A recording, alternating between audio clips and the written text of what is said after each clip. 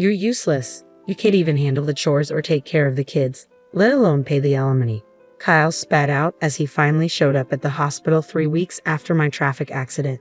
His harsh words cut through me as I lay there in the hospital bed, hoping he had come out of concern. Instead, he proved to be a disappointment. I sighed deeply. To be honest, I had already been considering a divorce. I didn't expect Kyle to bring it up now, but I guess I should be thankful. It saved us both some trouble. Fine, I agreed quickly, which surprised Kyle. Little did he know, I was already one step ahead. I wanted to tell him that I knew what he was planning and that I was silently laughing at him in my head. "My name is Sarah. I'm a 40-year-old housewife living with my husband, Kyle, and our 7-year-old daughter, Lisa. Kyle and I met during a group blind date and got married when I was 30. He was easy to talk to, and eventually, I fell for him. Kyle was charming and the most handsome man at the table when we first met. When he expressed his interest in me, I felt flattered and proud. Kyle was incredibly romantic in our early days. He would surprise me with dessert plates and bouquets at fancy restaurants for my birthdays, take me on trips for our anniversaries, and write heartfelt letters at just the right moments. I felt so lucky to have him and eagerly accepted his marriage proposal, imagining a life full of surprises and excitement even after marriage. But once we were married, things took a turn. "Hey Sarah, my dinner isn't ready yet. I've been working all day, and you can't even have dinner prepared when I get back. You're so lazy." Once married life began, he started demanding like he was the master of the house and I was supposed to be his caretaker. At first, I was shocked by the change in him. I thought he was just joking. When we were dating, we used to laugh at each other's silly jokes. We imagined a sweet newlywed life where we called each other by cute nicknames and stayed lovey-dovey even after having kids. But it turned out he wasn't joking at all. He treated me like a servant, or something even worse. At first, I would laugh it off, thinking he was joking. But gradually I realized he was serious. He really saw me as his caretaker, and that was frightening. After we got married, I had to quit my job, and we depended on the money Kyle earned. I was scared that if I didn't do as he said, he might cut me off financially, so I felt trapped. Honestly, Kyle's income wasn't great. I was making more when I was working. Kyle only finished high school and jumped from one job to another. His unstable work history continued, quitting jobs every year or two. It seemed Kyle felt insecure about his background and took out his frustrations on me. "I'm sorry I got delayed with some errands," I told him once. "Don't make excuses, just hurry up and make it," Kyle replied, sitting down with a cold beer. This had become a common scene, but each time it happened, it chipped away at the person I used to be. I sighed and started cooking. My marriage made me miserable, but I managed to get by. The following year, our daughter Lisa was born, and my days became a series of struggles. As expected, Kyle didn't help much with Lisa. However, he would spoil her by buying her any candy or toy she wanted. I tried to raise Lisa properly, scolding her when needed, which made her cling to Kyle even more. "Lisa, you like Daddy, don't you?" Kyle asked her once. "Yeah, Daddy is cool. I love Daddy," Lisa replied. "I knew it, I'm super dad," Kyle said, looking at me smugly. It was frustrating, but I couldn't help feeling glad that Lisa loved her father. I just sighed again. Despite his spoiling her, Kyle never attended any of Lisa's kindergarten events like sports festivals or recitals. "You know there's a parent-child race at Lisa's sports festival. Could you participate?" I asked him.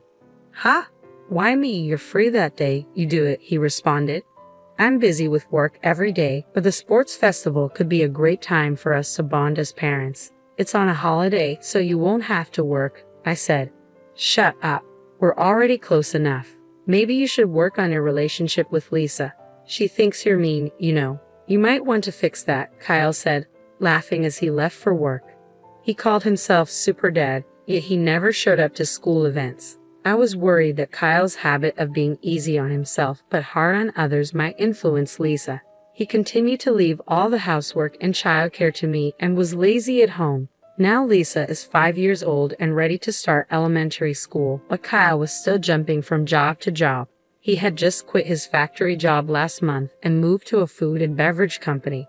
"I'll be working weekends at my new job since it's in the food industry," he said. "Looks like we'll hardly see each other then," I replied. "Can't be helped, it's work," he said. Honestly, I was relieved because I knew that with Kyle gone, my days would be a bit easier. I was tired of Kyle ordering me around on weekends. Now, I wouldn't have to be nagged by him to clean the floor or serve meals quickly. However, with Kyle out on weekends, Lisa would be sad. It's better for kids to spend holidays with the whole family. I have work, so please let Lisa know, Kyle said. I couldn't really argue with Kyle since he was the one bringing in the money. Reluctantly, I went to tell Lisa. I'm sorry, but Daddy won't be able to go out with you on his day off, I said, expecting her to be upset. I told her with a frown, but contrary to my expectations, Lisa seemed unconcerned. It's okay. If you're okay with it, then it's fine. You know he's not going to be here on all weekends, right? Daddy has been smelling strange lately, she said. A strange smell? I asked, puzzled. Lisa nodded and went back to her room. What on earth was she talking about? I'd been so busy with housework and taking care of our child that I hadn't noticed much about Kyle lately. Our marriage was not like it used to be, and I tried to avoid being around Kyle to keep things calm. The strange smell Lisa mentioned might be from the factory, I thought. Factories often use special solvents, so it made sense that Kyle could come home with a weird smell. If that was the case, the smell would probably go away soon. Kids are really honest, which is what makes them so endearing. Despite what he said, Kyle started leaving the house early in the morning even on his days off, which was odd. He also left every weekday. If he was working weekends, he should have a day off during the week. He left without saying anything to me, so I couldn't tell if he was going to work or not. I became curious about what he was doing, leaving so early even on his days off. One day, I decided to follow him. I asked Kyle, "You seem to be going out every day off. What are you doing?" Kyle looked confused for a moment, then answered in an annoyed tone while scratching his head, "I'm working. I go to work voluntarily." "Really? But you should take care of yourself, or your body won't hold up," I replied. "Shut up. Don't complain about my job," Kyle snapped back. I didn't understand why he got so angry when he often complained about my housework and child rearing. I didn't believe what Kyle said. There's no way he, who usually avoids trouble, would go to work voluntarily on his days off. I knew this from watching him closely over the years. If he was that passionate about work, he would have stayed at his previous job longer. I also started paying attention to the strange smell that Lisa mentioned. Indeed, Kyle came home with a sweet, strong fragrance. This strange smell was not from the factory. Why hadn't I noticed this before? I blamed myself for being so naive and vowed not to make the same mistake again. From then on, I decided to watch Kyle more carefully, especially on weekdays when he said he was going to work. He seemed to wake up an hour earlier than usual and took extra care grooming himself. He appeared to be in a good mood on those days, which varied from week to week, sometimes on a Monday, sometimes on a Thursday, but it was clear that Kyle was happy on those days. One day, when he left the house, I went into his room to look for any clues. I felt like a detective searching the house. Since I always cleaned Kyle's room, I knew it well and didn't feel bad about snooping around. If Kyle had hidden anything, it would be in a place not easily seen. I searched carefully under the desk and bed. Finally, hidden in a candy tin in the closet, I found a bunch of letters. What were these? All the letters were from the same person named Patricia. They had been sent through the mail. The oldest letter was from 4 months ago, and the newest was from yesterday. As I read the letters, I saw phrases like, "I regretted when we broke up, but now I really love you, and I want to go back to the time when I was with you." It sounded like something a lovesick teenager would say. At first, I thought maybe Kyle's ex-girlfriend was sending these letters on her own, but then I read a line that worried me. "I'm glad you like me again. I'm looking forward to our next date." This was from last week. It looked like Kyle was seeing this Patricia. Today, he was definitely up to something. I took photos of the letters with my smartphone as evidence. I thought about taking the letters, but I didn't want to make Kyle suspicious. Even with these letters, I felt I didn't have enough proof. After thinking it over, I decided to hire a private investigator to check on Kyle. 3 weeks later, the investigator gave me the results. He quickly brought photos of Kyle and Patricia close together in the park at night, and even a recording of them saying, "I love you" to each other. I accepted the facts calmly. With solid proof in hand, I went to the municipal office and came back with a divorce form. Now that I knew Kyle was cheating, I had no reason to stay with him. I planned to confront him with the divorce papers the next time something happened. I returned home and let out a deep sigh. I was acting resolute, but honestly, I was heartbroken. I was upset with myself for having married someone as careless as Kyle. I was thinking about resting a bit before making dinner when my phone rang. Hello? Yes, Sarah, do you have time to talk? Yes, what's going on? I was surprised to get a call from my father. He usually doesn't call me. Actually, your mother and I were talking yesterday, and we're thinking about transferring our assets to you soon. Huh? What happened? My father ran a company that sold imported goods to Japanese corporations. I was the daughter of a big company president, but I never told Kyle about this. I thought it would make me sound boastful, especially since Kyle jumped from one job to another. We're getting old and thinking about retiring. We thought about keeping the company going but didn't want to push it onto you, our only daughter, so we've decided to step back. I see. I felt guilty about not taking over the company, but my parents respected my decision and had planned for the future. I was deeply touched by their thoughtfulness. We're thinking of handing over our assets to you. Our total wealth is $17 million, but we're fine with just $3 million. We've decided to give you the remaining $15 million. $15 million? I was shocked. That was more money than I could ever imagine earning in my lifetime. Yes, there will probably be inheritance tax, but you'll still have plenty left. You won't have to worry about living expenses for the rest of your life, Dad said. Thank you. I expressed my deepest gratitude to my father and mother and hung up. Soon, $17 million would be coming my way. With that money, I wouldn't have any worries, even if I divorced Kyle. No offense to him, but he probably couldn't earn that much. I felt relieved and was in a daze for a while. Glancing at the clock, it was 6:00 p.m. I realized I needed to make dinner and checked the fridge, but there were no groceries left. I got ready to go shopping at the supermarket. My heart was light, but I also felt a sense of urgency that Kyle might come home soon. As I was hurrying across the last crosswalk to the supermarket, the light turned green. Watch out, someone yelled, but it was too late. My body was already in the air, and then I hit the ground hard. The sharp pain shot through my head, and without understanding what had happened, I lost consciousness. When I woke up, I was lying on a hospital bed. The first thing I saw when I opened my eyes were my parents and Lisa. Sarah, thank goodness, Mom said. Lisa was crying next to me. I gently stroked her head. You were hit by a car and broke both legs. They say it will take 5 months to fully recover. I felt dizzy thinking about being out of action for so long. From that day on, I was stuck in a wheelchair. Although the nurses took care of me, I felt frustrated and annoyed because I couldn't use my legs. During my stay in the hospital, my parents and friends visited me. My parents were now taking care of Lisa, since Kyle was always at work. I thought that was better for her. I was glad everyone visited, but Kyle never came. I started to doubt his care, thinking, aren't we husband and wife? However, 1 week after I was hospitalized, Kyle finally showed up. Hey, feeling good? Kyle asked sarcastically. Yeah, man, it's a mess at home without me, I replied lightly. Kyle always complained about my housework. As soon as he spoke, showing no empathy, I sighed. I had thought he would be at least a little worried about me. What can I do? I was in a car accident. I snapped back when Kyle looked at me with disdain and said, You're useless if you can't do housework or take care of the child. That's the worst. And you should pay alimony. He said such horrible things to his hospitalized wife. Initially, I had hoped Kyle came to visit out of concern, but he was still disappointing. I sighed deeply. Honestly, I have been thinking about getting a divorce myself. I hadn't expected Kyle to bring up divorce today, but it saved me the trouble of arguing. Sure, I said, and Kyle looked surprised when I agreed. Unfortunately, I know what you're up to, I wanted to say, laughing inside. Instead, I pulled out a filled-in divorce form from a bag my mother had brought and held it in front of Kyle's face. You already had this. Kyle was briefly confused, his eyes wide, but then he took the divorce notice from me and filled in his name and address right there. I felt relieved, knowing I wouldn't have to see Kyle's face ever again. I wanted to tell him the feeling was mutual, but I just watched him leave silently. Probably Kyle will remarry Patricia after the divorce. I don't know what kind of woman Patricia is, but it's sad to think she's going to marry someone as controlling and unpleasant as Kyle. I thought to myself. I felt a bit guilty about Lisa, but deciding to leave was something I had thought about for a long time. I promised myself I would take good care of Lisa.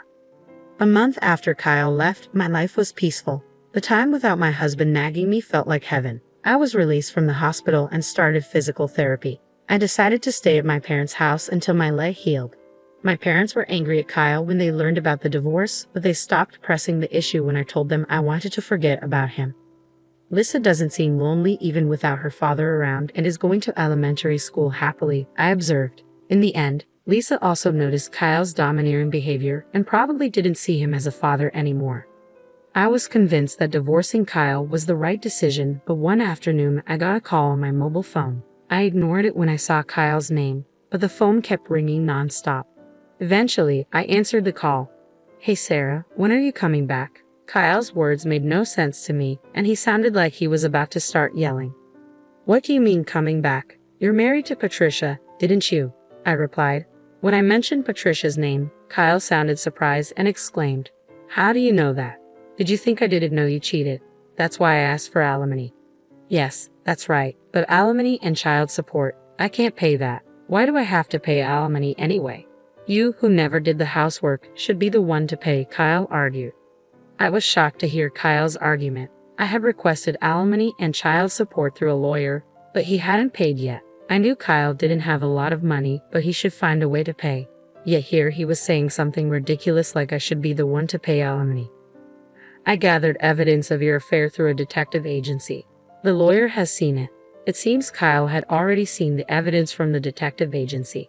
That would make things easier, but him calling me was ridiculous. "I wanted a divorce even before I found out about the affair because you never helped with housework or childcare, and you complained all the time. I'm not your housekeeper, you know. But it's good you're married now. You have someone else to look after you. But here's the thing. Patricia can't do housework. Before we got married, she said, leave everything to me. But once we got married, her cooking is terrible, and she doesn't clean. I would have been better off with you. Marry me again. After all, you don't have any money, right? Lisa liked me too, didn't she?" Kyle said, which annoyed me. "What are you talking about? You divorced me and remarried. You're her partner, not my responsibility. And sorry to say, Lisa doesn't like you. And I have money. Don't lie to me. There's no way you have money. You were a housewife. You can't live without me." I had no intentions of telling Kyle about the fortune I inherited from my parents, but faced with his aggressive attitude, I had no choice but to reveal it. My parents are CEOs. Recently, I inherited their assets. It's around $52 million in total, so I can live without working for the rest of my life, I calmly stated over the phone, picturing Kyle's stunned reaction on the other end. "You're lying. There's no way you have such a huge amount of money," Kyle retorted skeptically. "It's true. If you want, I can have my parents tell you," I replied, sensing Kyle's disbelief beginning to waver. With that, Kyle finally seemed to believe my words and fell silent. Then he exploded, "If it's true, why didn't you tell me?" "Well, I wanted to tell you, but I knew about your affair and I had already formed a low opinion of you. At that point, there was no issue of property distribution, and I hadn't yet inherited the assets," I explained calmly, not willing to engage in a heated argument.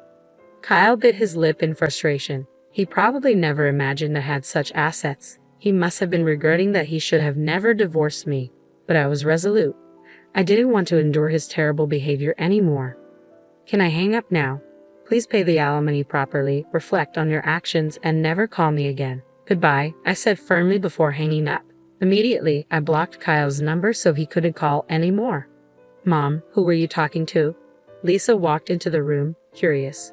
"Just a friend," I replied, smiling at Lisa. "But Lisa, do you want to go to the amusement park this weekend?" "Yes," Lisa beamed with happiness. Seeing her smile reminded me that her happiness was all that mattered to me. A few days later, I heard that Kyle had broken up with his new wife, Patricia. They argued because she wouldn't do housework, and Patricia ended up leaving him. Kyle, having been divorced twice in a short time, would probably find it hard to get married again. I hoped he would stay single for a while to prevent more people from getting hurt. After the divorce, Kyle lost his motivation and quit his job at the restaurant. He would probably find another job, but it might take him some time to get his life back on track. I felt a twinge of sympathy for him, but his problems were of his own making. I had blocked his calls so he couldn't ask me for money, and I avoided places where we used to go together. In my life, Kyle had virtually disappeared. Eventually, Kyle paid the alimony but ended up in debt. I didn't know how he would manage, but I hoped he learned from his mistakes. I continued to live comfortably at my parents' house. They told us we could stay as long as we liked. After my legs fully healed, I started part-time work at a local flower shop. Even though I didn't need to work, I found it better to be active and leave the house. I worked hard on weekdays and spent weekends having fun with Lisa and my parents. I found more joy in life than before and wanted to keep living happily with the people I loved. I cherished these happy moments, especially when I saw Lisa's smile.